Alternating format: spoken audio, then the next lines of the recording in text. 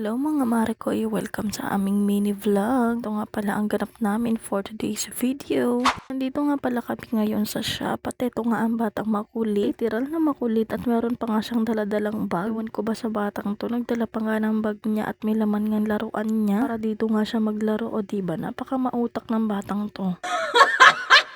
Bago nga kami magpunta dito mga mare ko, pinaliguan ko nga muna ang batang makulit. Pero ako eto at nakapantulog pa nga nung nagpunta kami dito sa shop. Eto nakataas pa nga ang paa, o diba parang bahay niya lang. Feel at home yarn.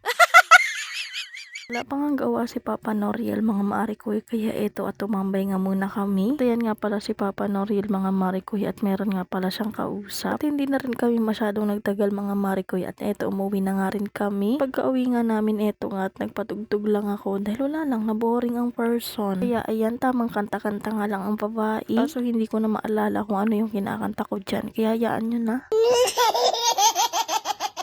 Para bang teenager yan siya, nagre-relapse ang person. Ayan, at tamang patugtog lang ang babae na to at wala kayong magagawa. Ewan ko ba kung anong pinagagawa ko dyan, basta tignan nyo na lang at panoorin nyo. Maya maya nga, meron nga akong babing karga-karga na para bang ang sarap niyang pikunin na sa akin. Huy, hindi.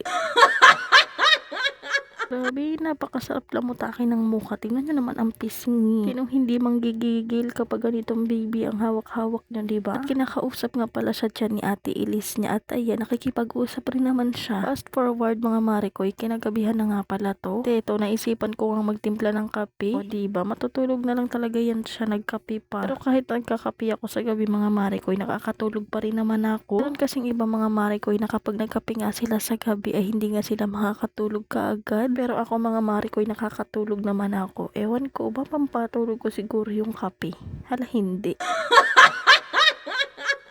At fast forward mga marikoy, andito nga pala kami sa kabila. At ng mga oras na yan, nakapaglinis na nga ang babae. O diba, fresh na naman yan siya. Kaya ayan, tamang bedyo-bedyo lang yan siya ng self niya. Grabe, napakalapad ng noo ko. Tingnan nyo naman, napakakintab. Ala, mas okay na ako na ang manlalait sa sarili ko kaysa naman. Ala.